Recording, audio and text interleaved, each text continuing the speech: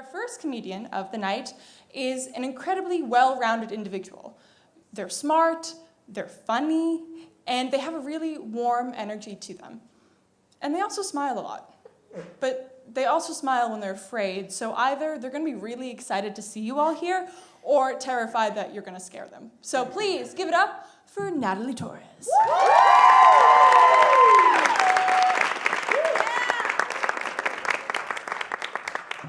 Hi, thank you. I'm both, honestly, if I'm being totally honest, excited and nervous. Guys, I think, well, number one, also, I feel like you guys, how does it feel to feel like you're about to watch, a basketball game from where you are, from how high you are up? I feel like you're about to watch the Celtics perform in, a grandpa's basement. Or perhaps, a Cracker Barrel. Maybe a TGIF Friday, one of those. I feel like you guys, know I was emo in middle school, right? Just by the way I look. I don't know if it's the bangs or the people up toward the ceiling. The eyeliner, the black eyeliner, winged, yes. Or maybe I think what the number one thing is, though, I think it's the turmoil that you can see behind my eyes as I stare out a window into the ocean. It's one of those.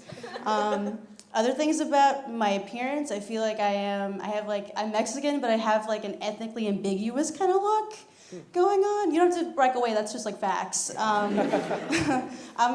feel like I'm Oscar Isaac.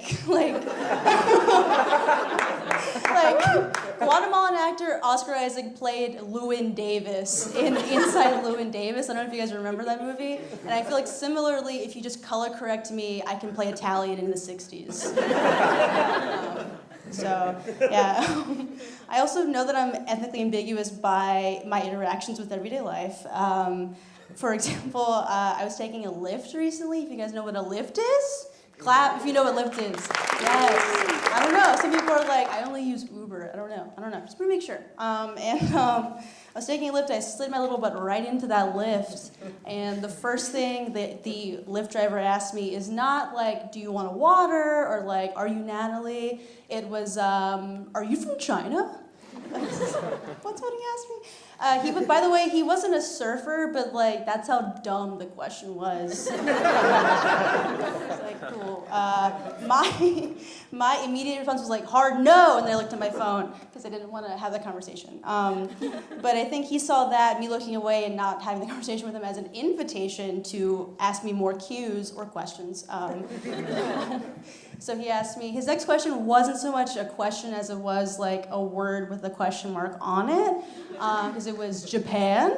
I was nah. At that point, I feel I had to correct him, so I was actually, I'm Mexican-American. And I felt one, maybe for my people, I was yeah, I'm this. But I think partially, the number one reason was because, I don't know if you guys are aware, but there are a lot of countries in the world. And, he had a globe on his dashboard, he's gonna keep going. Only on East Asia. Yeah. So I am a person of color, and I'm non-white. So I feel I have this opinion I've been dying to share, which is, do you guys know what white people jokes are? Generally, clap if you do. Yeah. So to define them loosely, they're kind of corny. I think for a while I wasn't that into them because most of them are the same. It's a lot of white people can't dance, haha, or white people can't cook food with spice. It's a lot of what that is, and but I think recently my feelings toward white people jokes have changed.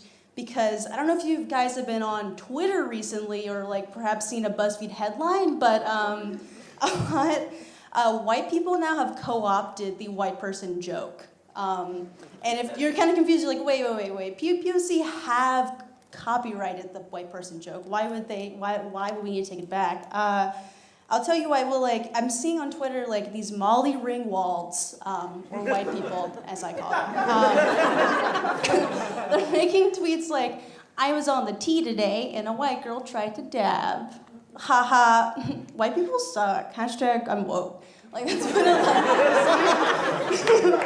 a lot of women think it's so annoying. I don't really get it. I think it's because like white people just want to like stamp their foot down and be like, I am standing up to systemic oppression, but I also want faves. That's what a lot of it seems to be. I don't really understand. I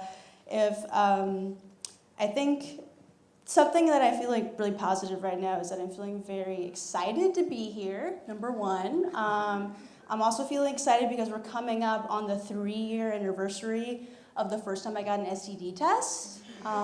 It's exciting. It is. I was 18 years old. I looked identical to how I look right now, except I was 18.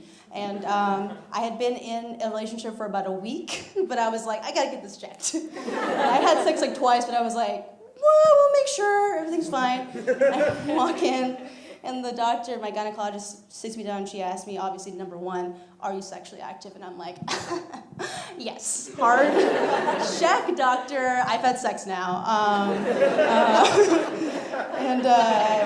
She then, like, her excuse then obviously is like, have you been using protection? I'm like, yes. But I think because she sees me, I'm like a bright-eyed, bushy-tailed baby infant 18-year-old. She then wants to hammer in this idea of like, you gotta use condoms, which is a good thing to hammer in to my brain. But she sits me down and she's like, one time, like I had a patient come in who was married to her husband for 13 years. And they didn't use condoms and she was actually diagnosed with gonorrhea. Yeah. I was like, what? I was like, that's crazy, but commitment is forever. Like, I was so baffled by this concept. And if you guys didn't fully get that, basically, essentially, this woman's husband not only cheated on her with a different person, that person had gonorrhea, which is horrible. Like, I was like shook, but I think at the time, I think I was just like, I'm scared.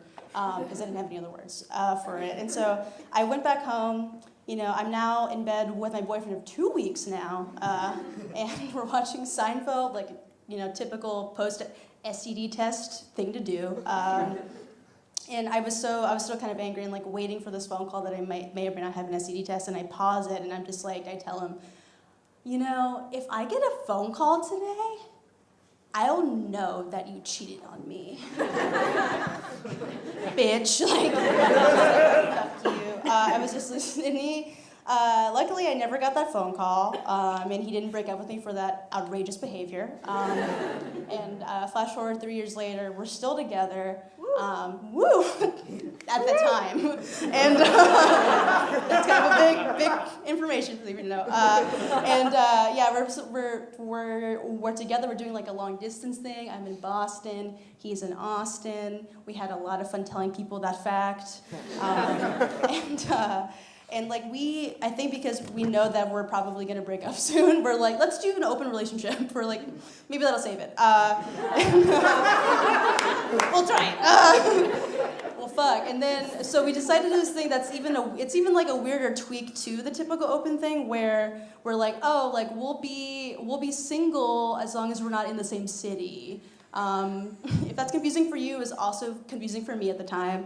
But I think the best way I can sum it up is like we were kind of like in an anti-restraining order, where like we were only together if we were within the same 10-mile radius of the other person, which didn't really make a lot of sense. But spoiler alert, that didn't save the relationship. We broke up about a month later. I broke up with him, and I feel like. When you're together like with someone for that long, it can kind of be hard to face that reality because you don't want to experience heartbreak. Shocker. But to kind of walk you through my thought process within that month, I would have like a heartbreaky thought, but then I would cover it up with a pop-up thought to be like to like justify why I'm still with him. So basically, I had this first thought of like, oh, like we're very different people, we have some similarities, but a lot of those similarities were like things I introduced him to, so we don't really that similar. But then I have a pop-up thought of like, oh, but like who's gonna understand my hometown quirks? That's important to me. My next thought was like, oh, like we've been together 3 years. That's a long time. Like maybe this relationship has like run its course. But then my pop-up thought was like, yeah, but like, who's gonna be the ketchup to my mustard come this Halloween? I like a good couple's costume. It's fun. And then finally, I think what was really like the hammer or the nail, hammer and the nail and the hammer. I don't know. It's okay. Let's go. But so this last thought I had, I was in a room with him and some of our friends, and I was just like looking at him, and I had the thought of like, oh, like, I'm not attracted to him anymore. But then I was like, wait, but who am I gonna kiss on New Year's? Of course I'll stay with him. So yeah, we broke up, not because I contracted gonorrhea, and really not even because of the long distance stuff. I think it just eventually fizzled out, and now I'm sort of like learning to date like as an adult human. Which is kind of weird, and I think like something I've learned is that when you're first dating people, I don't know if you have this, but a lot of it when you're first dating someone is like, it's a battle of who can express the least affection. It's a lot of like, oh yeah, I like you, but I'm like chill about it. Like, you don't have to hang out every day. Like, it's like that. It's a lot of like, hey, what's up? Do you want to hang out? I have some free time. Yeah, like if you want to. Okay, well, I mean, we don't have to hang out, but like if you want to, you're like trying to raise the stakes. But I think what I've learned is that I think for me, I'm very intense. I think at the beginning of a relationship, what I would want is to be like, let's go on like a hot air balloon ride, and we can both wear tuxedos and feed each other chocolate, and then we can fuck the guy who took us up in the hot air balloon. Like so romantic. So I don't know, I'm still trying to figure that out, I think, just kind of dating in my adult life. Yeah, I don't know, have you guys ever been told this question when you're fucking someone is like, where do you want me to come? Is that something you've ever been told? This is just like a thing that came out, I don't know, but I'm dating as an adult human as well. It's just like, oh, like, I feel like for me, I'm just like, I grew up Catholic, so it's a lot of shame for me when I'm fucking. Typical.